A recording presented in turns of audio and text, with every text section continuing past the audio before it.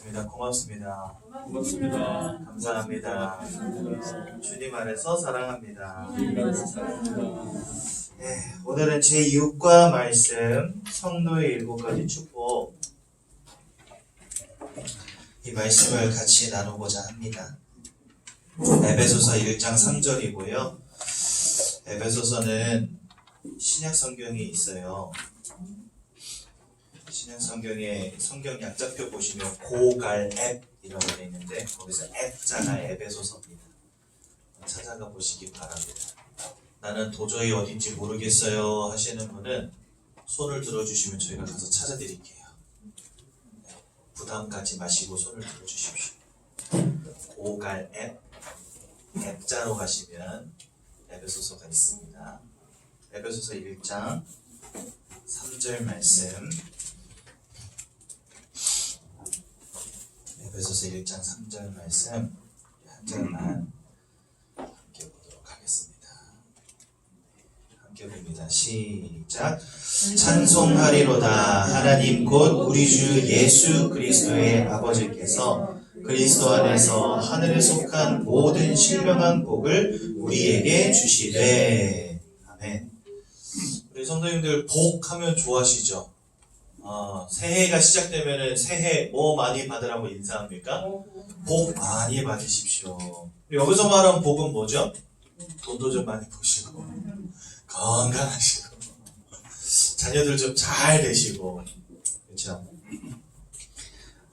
그런데 참 재미있는 사실, 여러분 육신의 것은 있다가도 없고 없다가도 있고 뭐 그런 것 아니겠습니까? 그런데요, 우리는 그 있다가도 없고 없다가도 있는 것에 소망을 두어서는 절대 안 됩니다. 돈은 우리를 배신합니다, 여러분. 그거 꼭 기억하셔야 돼요. 혈육도 사람끼리 서로 배신을 하는데 돈은 생각이 없고 눈이 없고 마음이 없어요. 여러분들 충분히 배신하고도 남습니다. 그렇죠? 세상의 성공과 물질에 여러분들 인생에 소망을 두시면 절대 안 됩니다. 저희 부모님도 한때 성공하셨거든요. 많이 버셨어요. 빚덩이에 앉아 있었던 인생이었는데 어떻게 아버지가 운 좋게도 빚도 다 갚고 돈도 왕창 버셨어요. 저 지갑에다가, 저 대학 다닐 때니까 20년 전에 지갑에다 100만 원씩 넣고 다녔다니까요. 아버지가 하도 없이 산 게 한이 되셔가지고 니는 좀 넉넉히 써라 이래가지고 제 지갑에다 항상 그렇게 넣어주셨어요, 돈을. 그래서 저 텅텅거리며 살았습니다, 대학교 다닐 때. 인기 캡이었어요, 인기 캡. 차 끌었지, 그 다음에 저 오빠만 따라가면 밥이 나와 이래가지고 그래가지고요, 후배들 맨날 끌고 다니면서 밥 사주고 술 사주고 그러고 살았다니까요. 근데 돈이 저를 배신했어요. 군대 갔다 왔더니 집이, 제가 경기도 안성 살았거든요.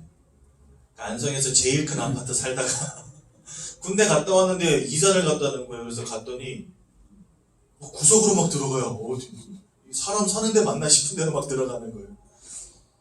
그래가지고 갔는데 다 허물어져 가는 허런 대문 집 앞에 엄마가 서 있는 거예요. 그래서 엄마 했죠. 그랬더니 왔어 들어가자 하고서 들어가는데 그 집으로 들어가는 거예요. 엄마 어디가? 그러니까 여기가 우리 집이에요. 깜짝 놀랐죠. 돈은 우리를 배신합니다, 여러분. 세상 것은요, 있다가도 없고 없다가도 있는 거, 여러분 거기에 인생의 소망 두지 마십시오. 그래서 우리는요, 영원히 변치 않는 것, 영원한 것에 우리 인생의 소원을 두어야 됩니다. 여러분, 돈은 우리를 배신하지만 하나님은 우리를 배신하지 않으십니다. 그 무엇도 하나님의 사랑 안에서 우리를 끊을 자 없으리라. 죽음이나 생명이나 천사나 권세자들이나 그 어떠한 것도 하나님의 사랑 안에서 우리를 끊을 자가 없다. 그 말은 뭐죠? 하나님의 사랑 안에 들어가면 거기에 우리의 영원한 소망을 두어도 된다는 거예요. 하나님의 확실한 보증이 그 안에 있다니까요. 언제까지냐? 우리가 천국에 이르는 그 날까지 하나님 여러분들을 끝까지 놓지 않고 지키십니다. 이렇게 말하면 사람들은요, 야 이제부터 내가 하나님만 잘 믿으면 만사 형통해가지고 죽는 날까지 그냥 아무 일 없이 그냥 쭉 가겠구나, 이렇게 착각하시는 분들이 있어요. 여러분, 우리는 육신을 가졌기 때문에 질병의 문제도 올 수 있습니다. 하나님의 자녀라고 안 아픈 거 아니에요. 우리는 육신을 갖고 있고 이 세상 가운데 살아가기 때문에 사업하다 보면 실패도 합니다. 저희 아버님 어머니 두 분 다 장로님이시거든요. 돈을 언제 잃어버렸냐? 하나님 믿고 잃어버렸어요. 그 세상 사람들이 볼 때 저 예수 믿고 쫄딱 망했다 이렇게 말할 수 있잖아요. 그렇죠? 그런데 우리는요, 돈보다 더 귀한 구원과 영원한 생명을 얻었다니까요. 그래서 우리가 하나님 믿으면 막 만삭이 해가지고 그런 거 아닙니다. 때로는 문제 올 수 있습니다. 위기 올 수 있습니다. 하지만 절대적으로 변하지 않는 하나님의 사랑 안에, 구원의 축복 안에 여러분들이 있다는 사실, 이게 중요한 거예요. 이것을 우리가 알 때, 그때야 비로소 우리 뭐 할 수 있냐? 이거 할 수 있어요. 그래서 여러분, 제 이름이 감사입니다. 원래 제 이름 감사 아니거든요. 저 설룡이거든요. 이름이 설룡. 되게 웃기잖아요, 이름. 우리나라에 설룡이라는 이름은 저 하나밖에 없습니다. 그 웬만치 다른 이름들이요, 웬만하면 동명이인들이 있거든요. 저 동명이인이 없어요. 전화번호, 옛날에 전화번호 이런 책이 있었잖아요. 이렇게 두꺼운 거. 저 그것도 다 찾아봤거든요. 없어요. 인터넷에 홍설룡 치잖아요. 아무것도 안 나와요. 왜냐? 저 하나밖에 없기 때문에. 근데 제 이름을 감사로 바꿨어요. 왜 감사로 바꿨냐? 하나님 주신 구원이 너무 감사해서. 근데 하나님은 출애굽기 23장 14절 17절을 보니까 모든 이스라엘 백성들을 향해서 이렇게 말씀하십니다. 1년에 3번씩 내 앞에 나올지니라 하시면서 가장 중요한 세 절기를 지킬 것을 우리에게 명령하셨어요. 이 세 절기가 뭐냐? 첫 번째, 6월절입니다. 여러분, 6월절은 무엇입니까? 이스라엘 백성들이 애굽 땅에서 430년 동안 종생을 했는데 거기에서 나오는 방법이 바로 6월절이었어요. 하나님이 어린 양의 피를 내 집 문설주에 발라라 이렇게 말씀하십니다. 그렇죠? 그리고 그날 밤에 죽음의 천사가 온 애굽을 다니면서 모든 처음 난 사람과 동물을 다 죽인 거예요. 그런데 피가 바른 집은 그 천사가 보고 들어가서 첫 새끼와 첫 아들을 죽이지 않고 넘어갔다 해서 6월입니다. 피를 보고 넘어간 거예요. 그 집은 건너뛴 거예요. 그래서 그것을 6월이라고 합니다. 그러니까 이 6월절은 뭘 의미하냐? 어린 양의 피가 곧 그리스도 예수를 의미하거든요. 그리스도 예수를 통한 구원을 우리에게 보여주시는 겁니다. 이 6월절이 있은 이후에 어떤 사건이 벌어졌냐면 애굽이라고 하는 곳에서 빠져나오는 사건이 벌어져요. 430년을 종생활을 했는데 군대를 일으켜서 전쟁을 치른 게 아니었어요. 그런데도 불구하고 피만 발랐을 뿐인데 애굽 노예 생활에서 해방이 되어버렸어요. 이것은 영적으로 뭘 의미하냐면요, 우리가 하나님을 떠나서 사단과 운명과 사주팔자에 노예되어져 있는 그런 인생이었는데 죄와 사망의 법에 꽉 묶여서 빠져나올 방법이 없는 인생이었는데 그리스도 예수를 만날 때에야 비로소 여기서부터 해방되는 겁니다. 애굽에서 해방된 것처럼 우리 인생에 하나님을 떠난 문제, 죄와 사망의 법으로부터 해방되어지는 것이 언제 가능하냐? 어린 양의 피가 우리에게 적용되어질 때, 즉 우리가 그리스도 예수를 믿고 하나님의 자녀 되어질 때 구원의 축복 가운데로 들어가게 되는 겁니다. 그래서 여러분, 이 6월절을 지키라 이 말은요, 쉽게 말하면 나에게 구원 주신 그리스도를 인하여 감사하라는 겁니다. 이해가 되시죠? 두 번째로는 맥추절입니다. 이 가운데 이전에 교회 다니시던 분들 있을 거예요. 옛날에 추수감사절, 맥추감사절 이러면 교회 가서 뭐합니까 여러분? 저기 경기도 안성에 시골교회 다녔거든요. 감리교회. 거기 맥추감사절 이때 되면은요, 단상 앞에 이렇게 다 공간을 마련해 놓습니다. 거기는 뭐 하는 곳이냐? 쌀도 갖다 놓고, 호박도 갖다 놓고, 감도 갖다 놓고, 배도 갖다 놓고, 우리가 추수한 것들을 갖다 놓는 거예요. 하나님 감사하다. 여러분, 1년 동안 농사 잘 지어서 병충해 없고 태풍 없어가지고 열매가 잘 매달리게 참 감사합니다. 물론 그것도 우리가 감사해야 될 일이죠. 그런데 맥추절의 진짜 의미는 그게 아닙니다. 여러분, 맥추절을 또 다른 말로 뭐라고 하냐면 77절이라고 하거든요. 구구단 잘 아십니까 여러분? 7, 7이 49. 그래서 이 49, 7주가 지나고 그 다음 첫날, 이것을 뭐라고 하냐면 오순절이라고 해요. 근데 여러분, 오순절날 성경에 보면은 성령이 임하는 사건이 나타나죠. 그게 언제였냐? 예수 그리스도가 부활하시고 나서 50일 만에 성령이 임하는 장면이 나타나요. 그런데 성경은 우리에게 그 성령님께서 하실 일들을 말씀하십니다. 우리 안에 들어오셔서 영원히 떠나지 아니하시고 우리를 지키시고 인도하시고 보호하시고 우리의 기도에 응답하시겠다 이렇게 말씀하셨어요. 즉 사단이 역사하는 사단이 세상에 임금된 이 세상 속에 우리가 살아가지만 그 가운데 살아가는 우리 인생 가운데 하나님이 영으로 임하셔서 함께 해주시고 인도해 주시고 역사해 주시고 보호해 주시고 축복해 주신다는 거예요. 그래서 맥주절은요 우리 인생의 완전한 회복과 우리 인생의 완전한 영적인 축복을 의미하는 겁니다. 그리고 이스라엘 백성들이 보리를 심었는데 보리가 50일 만에 추수가 됐어요. 그러니까 이 맥주절은요 이 50이라는 숫자가 굉장히 관련이 되어 있는데 이 50이라는 숫자는 또 뭐와 연결되어 있냐? 성경에 보니까 대속죄일과도 관련이 있어요. 매 50년마다 대속죄일이 있습니다. 근데 이 대속죄일에는 언제 어떤 일이 이걸 희년이라고 하거든요.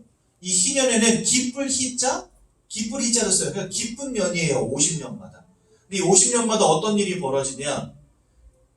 이전에 땅을 가지고 있었던 사람이 땅을 잃어버리면 그 땅을 그냥 무료로 다 돌려줍니다. 일반인이었는데 노예가 된 사람이 있으면 다시 노예의 신분에서 일반인의 신분으로 되돌아옵니다. 즉 희년마다 어떤 일이 벌어지냐면 내가 잃었던 모든 것들이 원상복구돼요. 여러분 우리가 하나님을 만나기 전에 하나님을 잃어버리기 전에 하나님과 함께하는 놀라운 축복 가운데 있었잖아요. 그런데 이 모든 것을 창세기 3장의 원죄 때문에 다 잃어버리게 됩니다. 근데 이것이 언제 우리에게 회복되죠? 예수 그리스도를 믿고 영접할 때. 그러니까 이 50년마다 오는 희년은 뭘 의미하냐? 그리스도를 의미하는 거예요. 유월절은 그리스도를 통한 구원, 맥주절은 그리스도를 통한 회복. 이해가 되시죠? 세 번째로 수장절이라는 게 나옵니다. 이 수장절은 뭘 의미하냐? 여러분들 시골에서 사신 분들은 아시겠지만 콩 같은 거 이렇게 추수하고 나면은요 타작마당에서 이렇게 막 때려가지고 알곡은 모아두고 쭉정이는 저 가마 불구덩이 속에다 다 집어넣잖아요. 그러니까 하나님의 맨 마지막에 이 땅에 주님이 재림하실 때에 그때 최후의 심판이 있고 그때 하나님께서 이 땅을 살아간 모든 사람들을 다 심판하십니다. 심판하셔서 어떻게 하냐? 알곡들은 천국으로, 즉 그리스도 예수를 믿고 하나님의 자녀된 자들은 천국으로. 그게 바로 수장절이에요. 천국으로 알곡들을 모아서 창고에다가 드리는 의미, 수장절입니다. 그럼 여러분 우리가 어떻게 천국에 이릅니까? 어떻게 구원과 영생의 축복에 이릅니까? 그리스도 예수를 통하지 않고서는 안 되죠. 그러니까 이 수장절은요 그리스도를 통한 참 소망을 의미하는 겁니다. 그래서 그리스도를 통한 구원, 그리스도를 통한 회복, 그리스도를 통한 참 소망. 이 세 가지가 바로 뭐냐? 하나님이 지키라는 새 절기입니다. 그 세 절기를 생각해 보면 우리는 감사할 것밖에 없죠. 나를 구원하시고 나를 인도하시고 나를 천국에 들이시는 그리스도 예수. 그분을 인하여서 날마다 감사하는 인생 되어야 된다는 겁니다. 여러분들은 무엇 때문에 감사하십니까? 여러분 좋은 일이 있어 감사하는 거는요 누구나 할 수 있는 거예요. 나쁜 일이 있지만 그 속에서도 감사할 수 있는 사람이 되어야 됩니다. 진짜 구원이 뭔지를 안다면 우리는 감사할 수 있어야 돼요. 그러니까 저희 어머니 아버님이 이제 예수 믿고 다 잃어버리셨잖아요. 신용불량자가 되셨어요. 심지어 그래가지고 아주 오랜 세월을 제 명의로 사업도 하시고. 여러분 제가 목사인데 사실 저는 사업체가 있습니다. 저는 목사인데 제 이름으로 된 차가 3대가 있어요. 그래가지고요 목사인데도 불구하고 부가가치세며 종합소득세 어마어마하게 나옵니다. 왜냐면 제 명의로 다 하시니까 저희 아버지가. 그리고 의료보험료 장난 아니에요. 저 목사인데도 여러분 사실 사장이거든요. 저 사장입니다.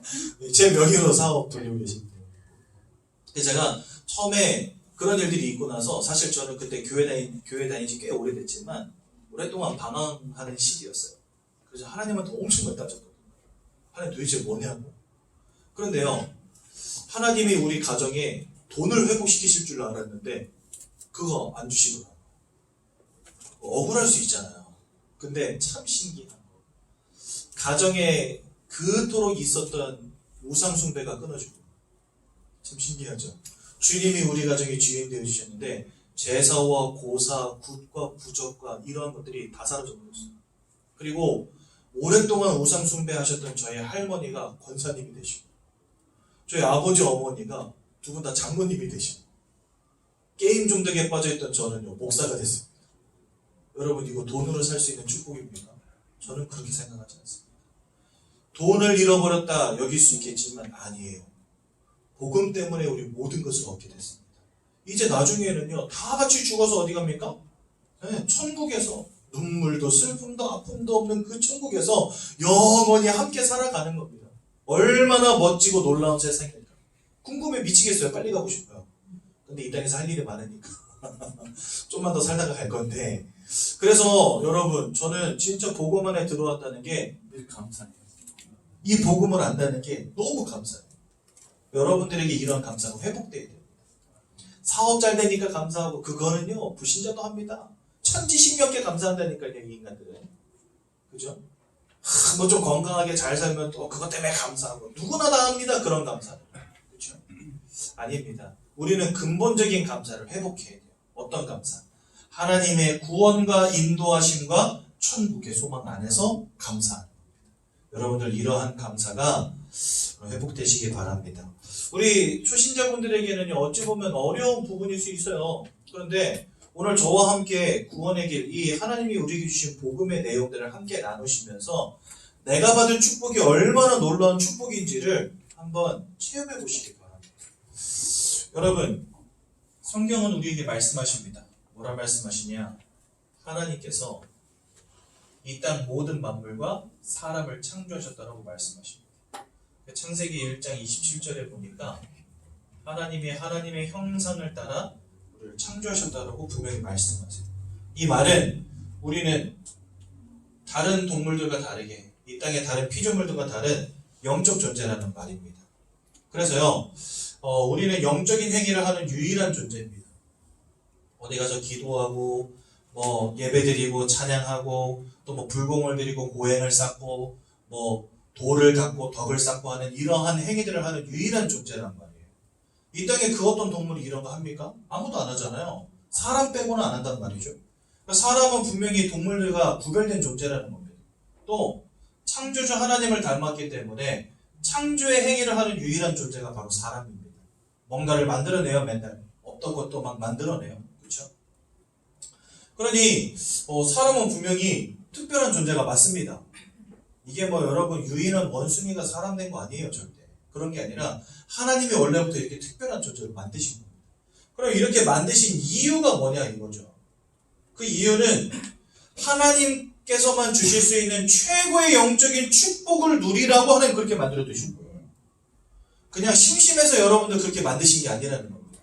여러분들을 하나님은 너무 사랑하셔서 여러분들만 누리는 놀라운 축복을 주기를 원하셨던 거예요. 하나님이. 우리 이것을요 창조의 원리라고 합니다.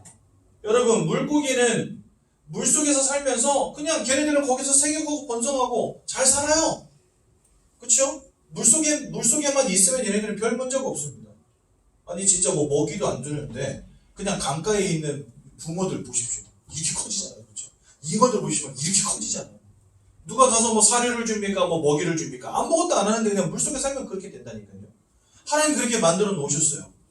물고기는 물만 떠나지 않으면 그 속에서 생육하고 번성하는 축복을 누리도록 하나님 그렇게 창조하신 겁니다. 나무는 어떻습니까? 나무는요 그냥 땅에다가 뿌리 내리고 있으면 돼요. 그러면은요 나무는 잎도 열리고 꽃도 피고 열매도 맺고 땅에다가 뿌리만 내리면 살아가도록 하나님 그렇게 창조해 놓으신 겁니다. 여러분, 새들은 어떻습니까? 왜 새들은 하필이면 다리는 그렇게 얇고 날개는 멋집니까? 날아다닐 때 생육하고 번성하는 동물인 거예요, 새는요. 그래서 하늘을 날면서 살면 됩니다, 새는요. 그러면 이제 생육하고 번성해요. 그렇죠?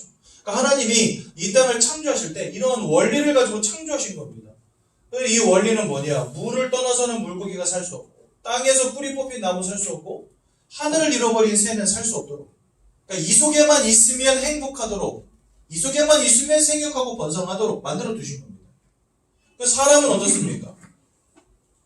사람은요, 무엇할 때 행복하고 무엇할 때 생육하고 번성합니다. 아니, 더 정확히 말하면 무엇을 잃어버리면 사망입니까? 이게 중요하겠죠. 여러분, 어떤 사람이 사업을 하다가 사업이 망했어요. 그럼 그 사람을 보고 여러분도 어떤 생각하십니까? 아이고 힘드시겠다 이 생각하죠. 사업 망한 사람 보고 아이고 죽었다 이렇게 생각하십니까 여러분? 아니에요. 돈이 참 좋은 것이지만 우리에게 절대적인 건 아닙니다. 저희 집도 돈 많이 벌었었지만 한순간 거지됐거든요. 그런데 돈 다 잃어버렸지만 살아가요. 사는 게 조금 힘들고 벅찰 뿐이지 살아간다니까요. 그렇죠? 물고기가 물을 잃어버린 정도는 아니에요. 물고기가 물을 잃어버렸다. 그러면 물고기는요 살 수가 없습니다. 아예 살 수가 없습니다. 죽어버립니다. 근데 우리에게 돈이 그런 거냐 이거죠. 아니에요. 돈이 있으면 참 좋지만 없다고 해서 큰일 날 것도 아니라는 거예요. 살아가는 게 조금 힘들 뿐이지. 그렇죠? 고생될 뿐이지. 살아가진다는 겁니다. 그러면 돈은 우리에게 물과 같은 게 아니라는 겁니다. 땅과 같은 게 아니고 하늘과 같은 게 아니라는 겁니다. 건강은 어떻습니까? 건강도 마찬가지죠. 있으면 좋지만 없다고 해서 큰일 날 거 아니라는 거예요. 그렇죠? 건강이 좀 안 좋으면 병원 가면 되고 약 먹으면 됩니다. 건강 조금 나빠졌다고 해서 그게 무조건 사망이 되는 건 아니죠. 물론 병 때문에 사망에 이를 수도 있습니다. 그런 병들도 있지요. 하지만 모든 병이 다 그런 건 아니잖아요. 그렇죠? 내가 건강이 좀 나빠졌다고 해서 무조건 죽는 건 아니잖아요. 그렇죠? 그러니까 사람에게 있어서 물고기에게 물 같은 것이 무엇일까 하는 거죠. 나무에게 땅 같은 것이 무엇일까 하는 거죠. 성경은 우리에게 그 물고기의 물 같은 것, 또 나무에게 땅 같은 그것이 바로 하나님 본인이라고 성경 말씀하십니다. 하나님을 알고 하나님과 함께 할 때만 축복 가운데 살아갈 수 있도록 하나님 창조하신 존재가 누구냐? 바로 사람이라는 거예요. 그래 여러분 바꿔 말해봅시다. 물고기가 물을 잃어버리면 사망이라고 그랬잖아요. 그렇죠? 그럼 사람이 하나님을 잃어버리면 그것이 곧 사망이겠네요? 이렇게 말하면 사람들이 이해를 못합니다. 왜요? 여러분들 지금 빨빨거리고 살아 계시잖아요. 죽은 상태가 아니잖아요. 여러분들 시체입니까? 아니잖아요. 살아있잖아요. 그런데 왜 성경은 하나님을 잃어버린 인간을 두고 사망 가운데 던져졌다라고 말씀하시냐 이거죠. 로마서 8장 1절과 2절에 보니까 죄와 사망의 법에 묶여 있었다 이렇게 성경 말씀하시거든요. 에베소서 2장 1절에는 죄와 허물로 죽었던 너희를 살리셨다 이렇게 되어 있거든요. 여러분들 이미 사망 가운데 있다는 겁니다. 인정되어지지 않죠. 나는 지금 살아있습니다. 그렇다면 성경이 말씀하시는 그 사망이 뭘까? 이게 중요하겠죠. 그거는 좀 이따가 다루도록 하겠습니다. 성경이 말씀하시는 사망이 무엇인가? 좀 이따 다루겠습니다. 원래 인간은 하나님과 함께 해야지만 행복한 존재로 만드셨다는 거예요. 하나님 안에 있어야만 되는 존재. 그런데 이 놀라운 축복을 잃어버리는 아주 끔찍한 근본적 문제가 벌어지고 맙니다. 그게 바로 창세기 3장 1절에서 6절에 보면 나와 있는데요. 여기 보니까 하나님을 대적하여 타락한 사단이라고 하는 존재가 나타납니다. 이 사단이 하나님이 따먹지 말라는 선악과를 따먹는 원죄를 짓게 만들어버립니다. 하나님의 말씀을 불신앙하고 불순종하고 결국 하나님의 따먹지 말라는 선악과를 따먹게 돼요. 근데 하나님이 선악과를 주실 때 뭐라 그랬냐면 이것을 먹는 날에는 너희가 정령 죽으리라 말씀하셨거든요. 근데 아담과 하와가 그것을 딱 먹어버렸어요. 그래서 결국은 사망에 이르게 됩니다. 이렇게 해서 하나님의 말씀에 불순종한 결과는 뭐냐? 하나님을 떠나고 하나님과 단절된 인생이 돼버리는 것입니다. 그래서 로마서 3장 23절에 보니까 이렇게 말씀하세요. 모든 사람이 죄를 범하였음에 하나님의 영광에 이르지 못하게 돼요. 즉 하나님과 함께하는 인생이었는데 이제는 하나님의 영광에 이르지 못하는 인생으로 전락해버린 거예요. 즉 하나님과 단절된 인생, 하나님을 떠나버린 인생이 돼버리고 만 것입니다. 언제부터요? 사단에게 속아서 죄를 지은 순간부터. 그래서 우리는 이것을 뭐라고 하냐? 인생의 근본 문제라고 합니다. 왜 근본 문제냐? 물고기가 입에 떡밥을 물고 있었는데 이렇게 호흡을 하다 보니까 떡밥을 놓쳤어. 그거 그렇게 큰 문제 아니잖아요. 떡밥 잃어버렸으면 다른 데 가서 뭐 지렁이 찾아 먹으면 되잖아요. 그렇죠? 근데 물고기가 물 밖으로 나왔다. 이거는요, 해결 불가능한 가장 큰 문제인 것입니다. 여러분들이 인생을 살아가다 보면 사업에 실패하는 날도 있고 건강이 악화되는 날도 있고 뭔가 문제가 생기는 날도 있을 것입니다. 하지만 그런 것들은요, 사업은 다시 일으키면 되고 아프면 병원 가면 됩니다. 그렇죠? 문제 있으면 최대한 노력해서 해결해보면 됩니다. 그러면 해결되기도 해요. 하지만 물고기가 물을 잃어버린 것 같은 이 문제, 하나님을 잃어버린 이 문제는 내 힘으로 해결도 안 되며 내 인생에 고통과 저주와 재앙과 문제가 올 수밖에 없는 근본적인 문제가 된다는 거예요. 그래서 여러분, 하나님을 잃어버린 이 문제는 인생의 근본 문제라고 하고 지금 여러분들에게 와 있는 모든 문제의 시작이 바로 이곳이 되는 겁니다. 그럼 왜 하나님을 잃어버린 게 사망이라고 말하냐? 그것을 우리가 좀 살펴봐야겠죠.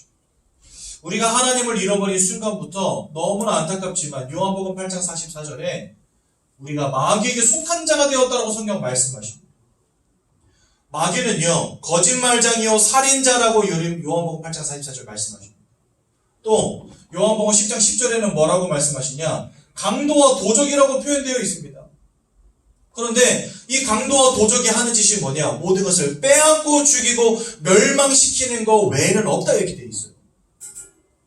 그러니까 내가 하나님을 잃어버린 순간부터 살인자, 거짓말쟁이, 강도, 도적된 이 영적인 존재 사단에게 사로잡힌 상태가 되었다는 겁니다. 그것 때문에 로마서 8장 2절에 보니까 죄와 사망의 법에 묶여있게 되었다라고 말씀하십니다. 즉 우리는요, 이 땅을 살아가는 동안에 한 번은 반드시 죽지요. 그 죽음 이후에는 하나님 아버지 앞에 심판받고 지옥 불구덩이 속으로 던져질 수밖에 없는 그런 인생으로 전락해버리고 마는 거예요. 여러분, 우리가 지금 이 시대를 살아가는데 내가 일생을 사는 동안에 돈을 얼마나 많이 벌었냐, 얼마나 성공했냐, 그것과 상관이 없이 여러분들의 인생의 끝에 하나님의 심판과 지옥이 기다리고 있는 겁니다. 이게 바로 여러분 시한부 인생이고 이게 바로 심판받은 인생이죠. 그러니까 내가 지금 호흡이 붙어있다, 이거는요 진짜 살아있다라고 말할 수 없는 거예요. 여러분들의 인생 자체가 지금 이 사단에게 붙잡혀 버렸다니까요. 이것을 세상 말로는 뭐라고 하냐? 운명사주팔자라고 합니다. 내가 원치 않는 인생의 불행과 저주와 근심거리들이 끊이지 않는 인생 돼버린 겁니다.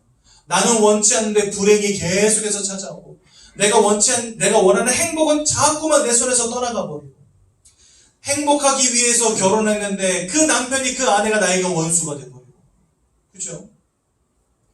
요즘에 황혼 이혼 한답니다, 사람들이. 황혼이면 뭐 60세 이렇게 볼 수 있겠죠. 아니 그럼 평생을 같이 살았는데 왜 이혼합니까? 뭐 여러 가지 이유가 있겠죠. 사는 게 별로 재미가 없었던 거예요. 60년을 살았는데. 그렇죠? 앞으로 더 살 자신이 없는 거예요, 저 인간하고. 그렇죠? 그리고 왜 황혼 이혼하나 보니까 아들, 딸, 장가, 시집 보내놓고 그 다음에 둘만 있을 때 홀가분하게 갈라서자는 겁니다. 그 전까지는 자녀 키워야 되니까. 지금 우리나라 이혼율이 50%라고 하거든요. 10쌍 중에 5쌍이 이혼하고 있는 거예요. 그럼 여러분 한번 물어보겠습니다. 5쌍은 이혼했고 그럼 나머지 5쌍은 지금 행복합니까? 아니에요. 용기가 없어서 이혼 못하는 사람들, 자식 때문에 이혼 못하는 사람들 가득 찼습니다. 무슨 말인지 이해가 되시죠? 서로 사랑해서 가정을 이루고 꾸렸는데 그 속에서 행복이 찾아지지가 않는 거예요. 행복하고 싶어서 자녀를 낳았는데 이 자녀가 원수 덩어리가 되는 거예요. 여러분, 운명과 사주팔자 속에서 내가 원치 않는 문제 자꾸 오는 겁니다. 원치 않는 사건 계속해서 터지는 겁니다. 내가 원하는 행복은 자꾸 떠나가는 겁니다. 왜 이렇습니까? 모든 것을 빼앗고 죽이고 멸망시키려는 자에게 여러분들 인생이 잡혀 있다니까요. 여러분들 남편 잘못이 아니고 여러분들 아내 잘못이 아니고 여러분들 자녀 잘못이 아닙니다. 여러분들 인생 가운데 불행을 가져다주는 존재가 지금 이 땅 가운데 존재하고 있다는 거예요. 살아있다는 거예요. 눈에 보이지 않을 뿐이지 존재하고 있다는 거예요. 그런 녀석에게 우리가 사로잡혔다? 그게 사망이지 뭐가 사망입니까? 다른 게 사망이 아닌 거예요. 이렇게 살아가면서 우상 숭배하지 않으면 안 되는 존재가 돼버립니다. 요한계시록이라는 성경이 있어요. 거기 13장에 보니까 사단을 위한 우상들을 사람들이 이 짐승, 그 사단을 숭배하는 짐승들이라는 게 나와요. 근데 이 짐승들이 사단을 위해서 우상을 만들어 놓고 그것들 앞에 사람들이 숨기게 만들어 버립니다. 그런데 우상을 섬기지 않는 자들은 어떻게 한다고 되어 있냐? 그 수가 얼마가 되든지 다 죽이니라 이렇게 되어 있어요. 사람들이요, 우상을 곳곳에다 만들어 놓고 이 귀신과 사단이 우상 앞에 절하게 만들고 섬기게 만들거든요. 근데 그것을 거부하면은요, 망하게 만들어 버리는 거예요. 울며 겨자 먹기로 제사상 차리고 있는 겁니다, 지금. 여러분, 사람들이 진짜 부모님한테 효도하는 마음으로 제사상 차리는 것 같습니까? 1년에 딱 한 끼 차려가지고 하나님, 아버지한테 드리면서. 여러분, 1년에 딱 한 번 밥상 차려놓고 아버지 나 효도합니다 이러면은 어떤 부모가 야 이놈 시기야 하면서 뒤통수한테 난리지. 그걸 그냥 놔둡니다. 근데 사람들은요, 제사상 차려놓고 아이고 아버지 나 효도합니다 이렇게 말합니다. 근데 솔직히 말해보자고요. 진짜 효도하려고 차리는 겁니까? 아니면 그거 안 했다가는 다리 몽둥이 부러질까 봐 하는 겁니다. 사실은요, 후자예요, 후자. 그렇죠? 그리고 여러분, 제가 예전에 TV에서 되게 재밌는 프로, 뭐 토요 미스테리 이런 프로 한번 본 적이 있어요. 아버님이 돌아가신 거예요. 돌아가시고 나서 1년이 지나고 2년이 지나고 3년이 지났는데 자식들이 제사를 안 지낸 겁니다. 그때 어떤 일이 벌어졌냐? 손주가 어느 날 갑자기 허리가 아파서 못 움직이게 됐어요. 약을 먹어도 안 되고 MRI를 찍어도 안 되고 병원에 가봐도 안 되고 뭐 허리 전문 병원을 가도 안 되고 애가 못 일어나는 거예요. 그래가지고 결국은 어딜 찾아갔냐? 무당집을 찾아간 겁니다. 무당집을 찾아갔더니 무당이 이렇게 이야기한 거예요. 가서 아버지 묘를 파보라고. 그 묘를 파봤더니 나무 뿌리가 관을 뚫고 올라와가지고 아버지 시신 옆구리 쪽을 찌르고 있는 거예요. 나무 뿌리가. 빨리 이거 관 드러내서 이장해라 해가지고 이장을 한 거예요. 이장을 하자마자 아이가 났을까요? 안 났을까요? 났어요. 그런데 이장을 한 그날 저녁에 아버지가, 그 돌아가신 아버지가 이 아이 아빠 꿈속에, 그러니까 아들 꿈속에 나타나신 겁니다. 나타나가지고 이렇게 한참을 째려보드려서 창밖에 서서 이렇게 한참을 째려보드려. 그런데 이렇게 뒤돌아서 가시면서 한마디 하더래요. 제사 지내거라 이러면서. 그날로부터 이제 제사 지내기 시작한 거죠. 여러분, 근데 한번 생각해 보세요.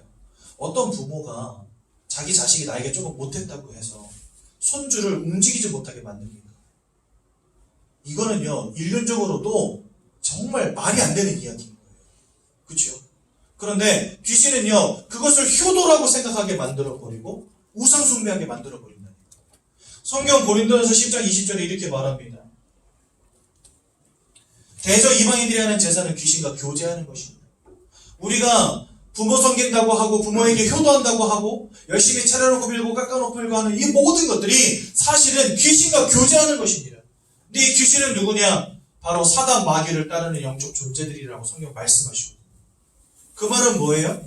사단에게 사로잡힌 채 운명과 사주팔자 속에 살아가면서 어떻게든 불행을 막아보겠다고 하는 모든 행위들이 결국은 그 사단을 섬기고 절하고 있다는 거예요.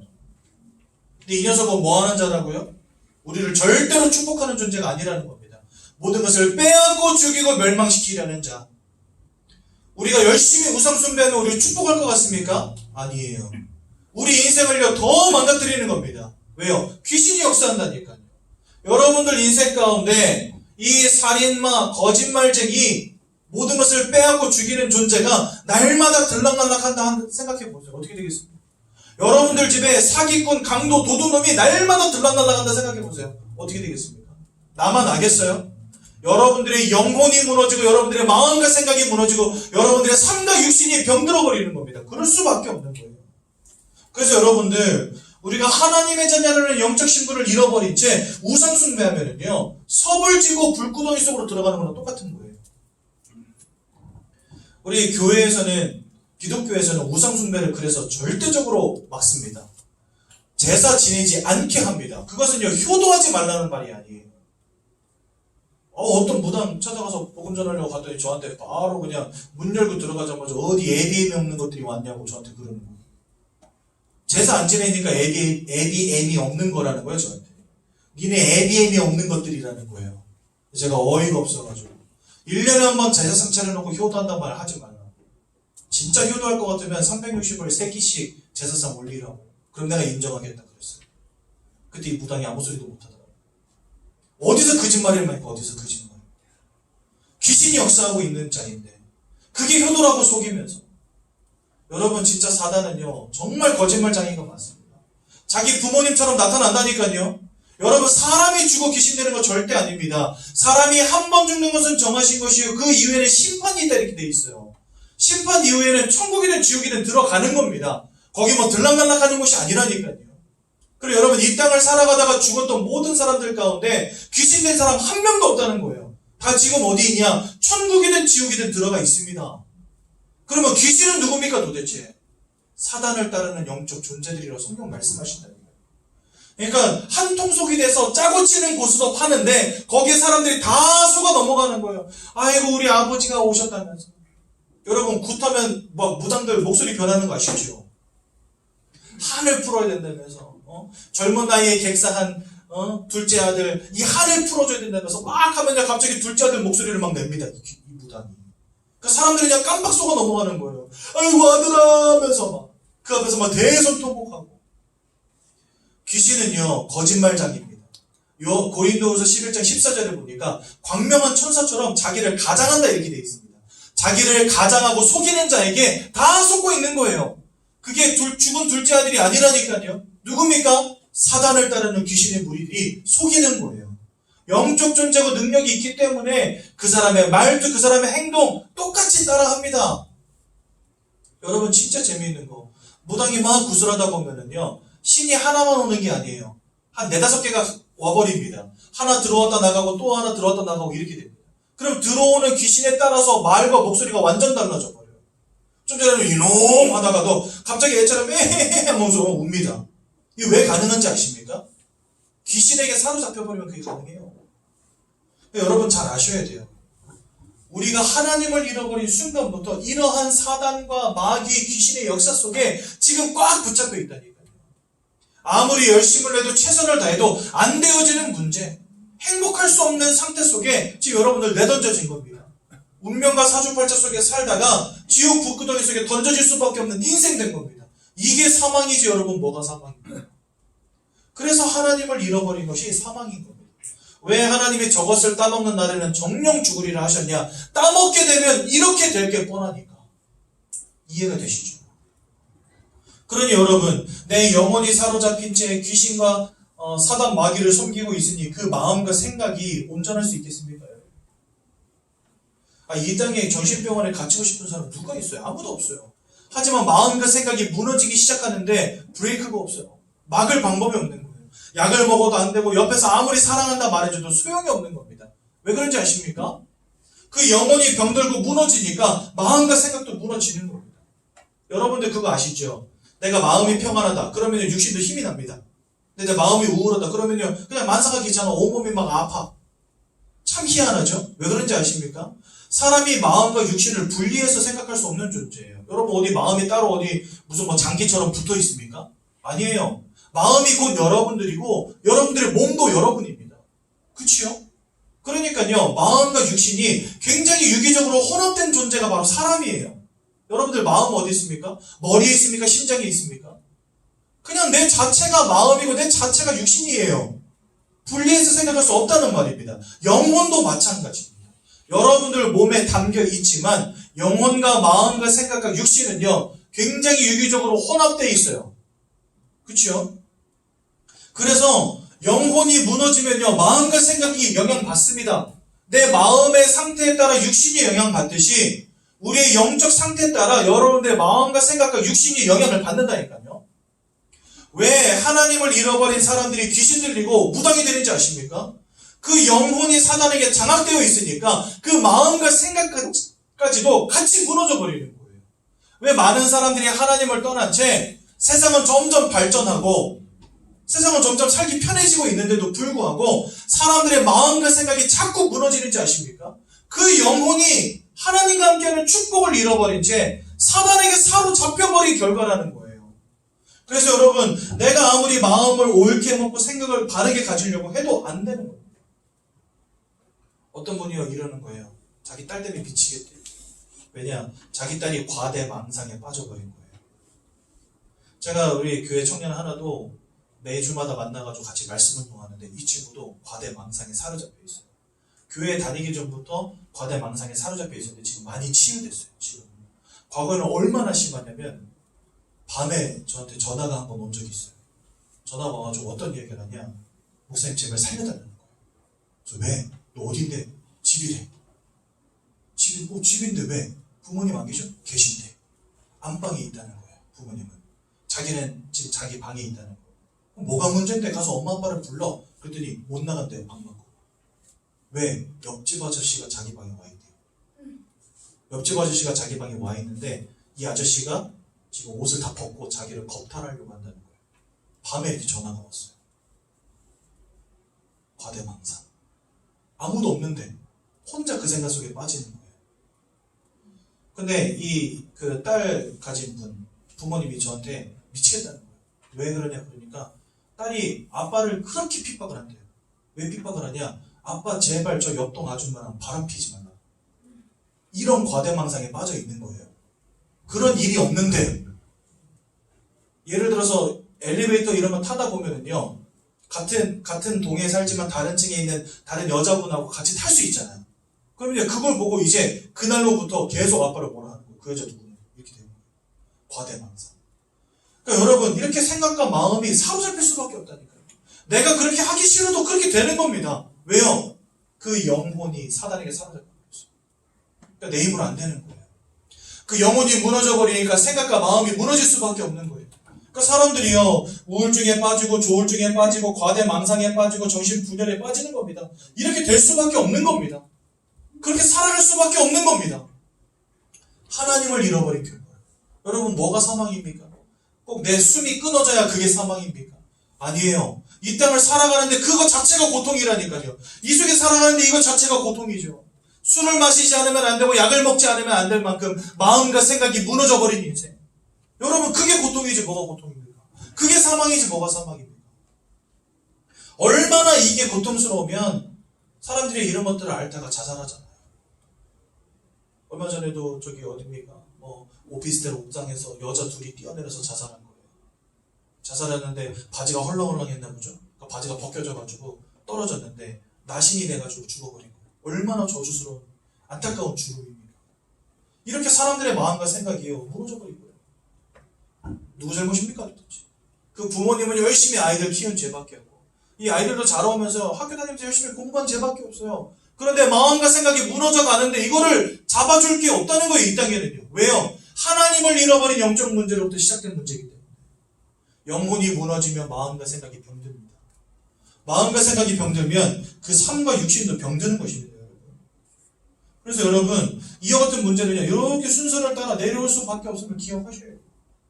하나님을 잃어버린 영적 문제 가운데서 여러분들이 인생이 무너질 수밖에 없는 겁니다. 마음과 생각이 무너지고 상과 육신이 무너지는 겁니다. 해봐도 안 되고 실패하고 자꾸만 사건과 질병과 같은 문제들이 오고 원치 않는 불행이 겹치고 원치 않는 재앙이 겹치고 이런 인생이 지속되는 거죠. 그렇게 살다가 나중에 죽어서는 지옥으로 던질 수밖에 없다고 성경 말씀하십니다. 더 큰 문제는 뭐냐? 여러분들이 후대도 여기서 자유로울 수 없다는 사실입니다. 모든 사람이 죄를 범하였으니 모든 사람이라는 건 뭡니까? 한 사람이 예외가 없다는 겁니다. 여러분들의 자녀도 예외가 없고 여러분들의 손주, 손녀도 예외가 없다는 겁니다. 무슨 말인지 이해가 되시죠? 그러니까 절대로 끊어낼 수 없는 영적인 저주의 굴레 속에 영적인 재앙의 굴레 속에 지금 우리가 꽉 사로잡혀 있는 거예요. 이게 사망이지 여러분. 꼭 내 호흡이 끊어져야 그게 사망입니다. 그래서 하나님은 선악과를 따먹는 그 순간에 너희가 정령 죽으리라 하신 겁니다. 근데 진짜 정령 죽어버렸어요. 우리 인생이요. 이 사단의 역사 속에서 운명과 사주팔자 속에서 그냥 죽은 인생 돼버린 거예요. 살아도 사는 게 아닌 인생 돼버린 거예요. 이건 내가 돈으로 해결할 수 없고 뭡니까? 지식으로 해결할 수 없기 때문에 내가 열심을 낸다고 내가 선하게 산다고 착하게 산다고 공부를 많이 한다고 해결된 문제가 아니기 때문에 그래서 하나님이 직접 우리를 구원하시려고 이 땅에 오신 것입니다. 그분이 바로 누구십니까? 예수님이라는 거예요. 여러분 세상 종교는 뭐라 그러십니까? 네가 착하게 살면 구원받을 수 있어. 여러분 착하게 산다고 여기서 빠져나올 수 있겠습니까? 돈 많이 벌고 성공하면 그게 행복이야. 돈 많이 벌고 성공한들 여기서 빠져나올 수 있겠습니까, 여러분? 절대 불가능하다는 거죠. 인생의 방법으로는 해결되어질 문제가 아니기 때문에 그래서 하나님이 직접 우리를 만나주시려고 이 땅에 찾아오셨는데 그분의 이름이 바로 예수님이신 겁니다. 예수님이 오셔서 세 가지 중요한 일을 하셨습니다. 중요하니까 글씨도 이쁘게 써야지. 요한일서 3장 8절에 보니까 내가 곧 죄를 짓는 자마다 마귀에게 속하였나니 저는 처음부터 범죄함이니라 이렇게 말씀하십니다. 죄를 짓는 자마다 마귀에게 속하였나니 하지만 하나님의 아들이 나타나신 것은 이 마귀가 하는 모든 일을 멸하기 위함이에요. 그래서 예수님은 사단의 권세를 꺾으신 참 왕이 되십니다. 두 번째로 로마서 8장 1절에서 2절에 보니까 그리스도 예수 안에 있는 자는 결코 정죄함이 없나니 더 이상 우리는 죄인이 아니라는 겁니다. 예수 안에서. 왜요?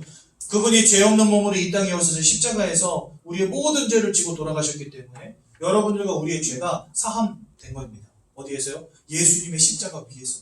그래서 더 이상 예수 안에 있는 자는 결코 정죄함이 없다. 우리를 죄인이라고 하나님 취급하지 않으신다는 겁니다. 예수 안에 있는 생명의 성령의 법이 죄와 사망의 법에 묶여있던 너희를 해방하였기 때문이라 말씀하십니다. 그래서 예수님은 우리의 죄악을 끝내신 참 제사장이 되십니다. 또 세 번째로 요한복음 14장 6절에 보니까 내가 곧 길이요 진리요 생명이니 나로 말미암지 않고는 아버지께로 올 자가 없느니라. 다 하나님 떠나 있는데 하나님께로 갈 유일한 길로 오신 이가 누구냐? 바로 예수 그리스도. 길 되시고 진리 되시고 생명 되신 예수를 통하여서 우리가 하나님께로 갈 수 있게 된 것입니다. 그래서 예수님은 하나님을 만나는 참 선지자가 되십니다. 이 예수님이야 2000년 전에 이 땅에 죄 없는 몸으로 오셔서 우리를 위해서 고난을 당하시고 모든 고통을 당하시고 징계를 당하시고 장에 찔리시고 십자가에 못 박히시고 우리를 위해서 보혈을 흘려주시고 우리를 위해서 생명을 내어주시고 돌아가신 분. 그래서 요한복음 19장 30절에 보니까 예수님 임종하실 때 이렇게 말씀하시죠. 다 이루었느니라. 그 모든 고난과 고통을 다 당하시고 십자가에서 물과 피를 다 쏟으시고 돌아가실 그때에 이제 너희를 위한 구원을 내가 이루었다라고 말씀하시고 돌아가셨어요. 돌아가신 지 3일 만에 뭐 하셨죠? 부활하셨습니다. 왜 부활하셨을까요? 사망의 권세, 사단의 권세, 죄악의 권세에 묶인 그런 연약한 존재가 아니라 사망을 깨치고 이기신 부활하신 참 하나님이심을 우리에게 보여주시기 위해서 3일 만에 부활하셨습니다. 그 주님은요, 반드시 죄 없는 몸으로 오셔야 돼요. 그리고 반드시 죽으셔야 돼요. 그리고 반드시 살아나셔야 됩니다. 이 세 가지를 하지 못하셨다면 그분은 구원자가 아닌 것입니다.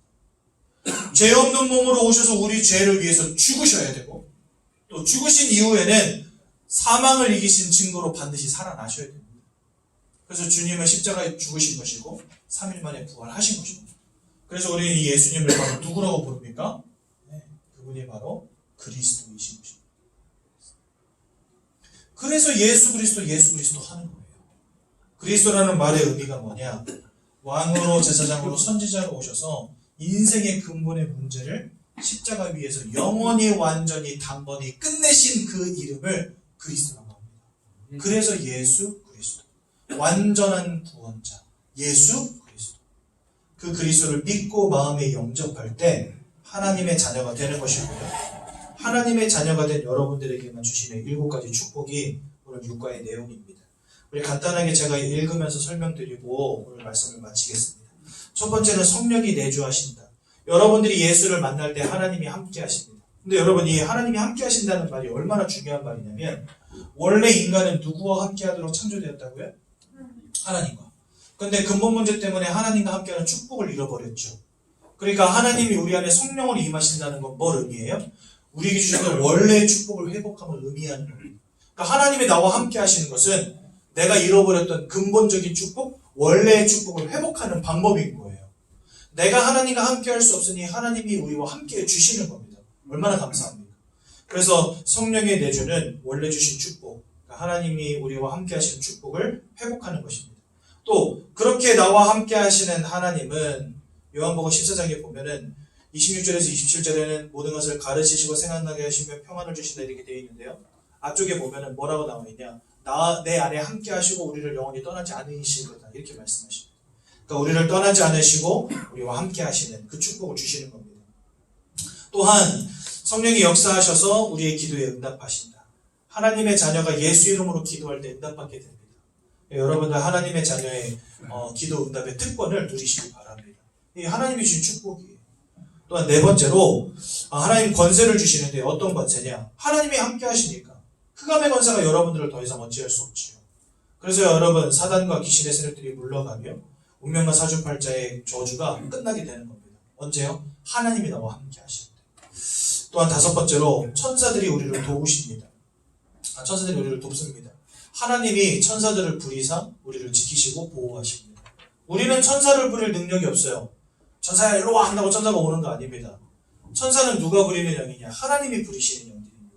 그래서 히브리서 1장 14절에 보니까 천사들은 하나님이 구원받은 후사들을 위하여 부리시는 영이 아니냐 이렇게 되어 있습니다. 그러니까 하나님이 여러분들을 위해서 천사들을 부리신다는 거예요. 어떻게 해요? 여러분들이 가는 곳마다 여러분들이 무슨 일을 하든 그곳에 주의 천사를 파송하셔가지고 여러분들을 지켜주시는 겁니다. 얼마나 감사합니까? 그러면서 천국 시민과 하늘나라 배경이 여러분들의 것이 됩니다. 여러분 우리는 이 땅에 살지만 여러분들의 배경이 하늘나라가 되는 겁니다. 하늘 보좌의 축복이 여러분들과 함께하는 거예요. 쉽게 이야기하자면 여러분들이 만약에 외국에 나가는데 사고를 당했다. 여러분 예전에 한번 그 그랜드 캐니언에서 그거 경치 감상하다가 추락한 한국인 한 분 있었잖아요. 그분을 한국으로 이렇게 병원비를 대주고 그 다음에 한국으로 돌아오게 하는데 비용이 굉장히 많은 돈이 들었거든요. 근데 그것을 정부에서 어떻게 처리할지를 고심합니다. 왜 고심할까요? 그냥 그 사람이 잘못해가지고 그랜드 캐니언에서 떨어진 건데 그걸 두고 왜 한국 정부가 고심하죠? 한국 시민권자니까 한국 정부에서 고심하는 겁니다. 저 어떻게 도와야 되냐 고민해야 되는 거예요. 왜? 한국 시민권자니까. 마찬가지입니다. 여러분들은 이 땅에 살지만 하나님이 하늘 보좌의 축복으로 함께 하시는 천국 시민이 된 겁니다. 여러분들이 예수를 믿을 때 여러분들의 이름이 하늘나라 생명책에 기록이 되었다 이렇게 되어 있어요. 그러니까 여러분들이 이미 천국 시민이 된 겁니다. 그런데 아직 천국에 이르기 전에 이 땅에서 살아가고 있으니까 이 땅에서 살아가고 있는 여러분들을 위해서 하나님이 보좌의 축복으로 함께 하시고 천군 천사를 동원하사 여러분들을 지키시고 보호하시고 인도하시는 겁니다. 이게 얼마나 놀라운 축복인 겁니다. 그러니 흑암의 권세가 틈타지 못하고 귀신의 세력이 여러분들을 어쩔 수가 없는 겁니다. 운명과 사주팔자로부터 해방되는 것입니다.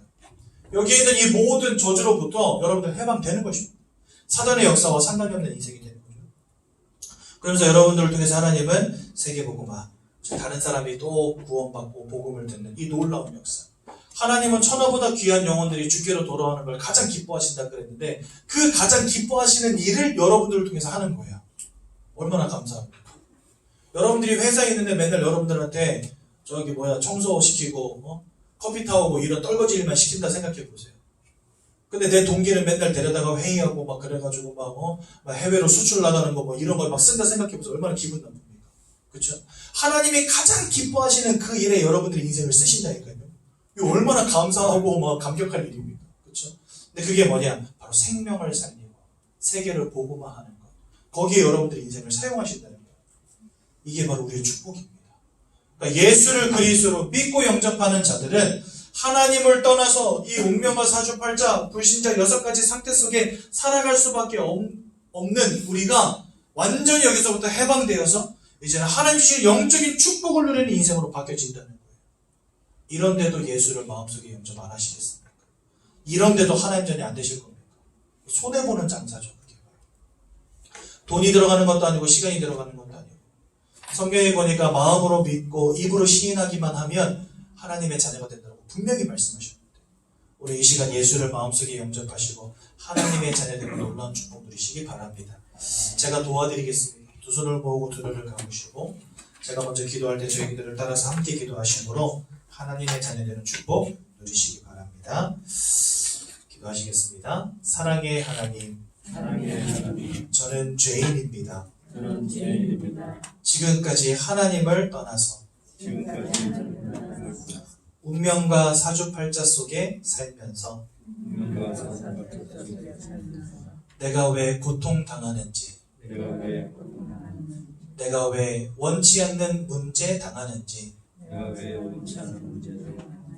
알지 못한 채 살아왔습니다. 이것이 하나님 떠난 문제임을, 이것이 죄악의 문제임을 이것이 죄악의 문제이며 사단에게 사로잡힌 문제임을 사단에게 사로잡힌 문제이며 깨닫게 하심 감사합니다.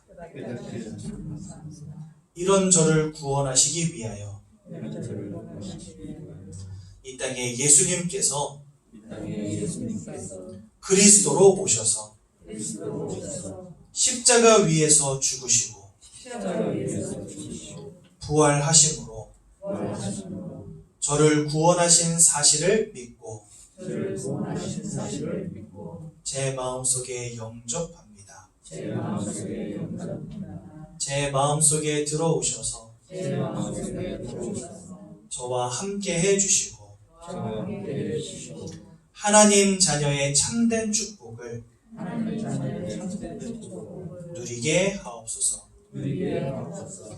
예수님의 이름으로 기도드렸습니다. 예수님의 이름으로 기도드렸습니다. 아멘. 제가 한번 기도하고 말씀 마치겠습니다. 사랑의 하나님 은혜 감사합니다.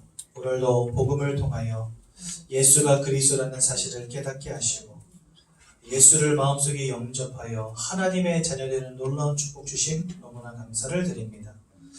하나님께서 영원히 나와 함께 하심을 확신하게 하시고 일평생 예배의 축복을 누리는 그리스도 예수의 언약만을 붙잡는 우리 귀한 새가족부 성도님들 되시도록 인도하여 주옵소서. 예수님의 이름으로 기도드렸습니다. 아멘. 우리 찬송가 85장 찬양하기 전에 저희 새롭게 오늘 새가족부를 찾아주신 귀한 성도님 한 분 계셔서 잠시 소개하는 시간 갖도록 하겠습니다. 우리 배순옥 성도님, 네, 잠시만 한번 앞으로 나와주실 수 있어요? 여기까지 나가야 되나요? 네네네네, 한 번만. 네. 저희 배순옥 성도님 새롭게 저희 새가족부를 찾아주셨는데 저희 새가족부에서 말씀 나누면서 예수가 그리스도라는 놀라운 비밀을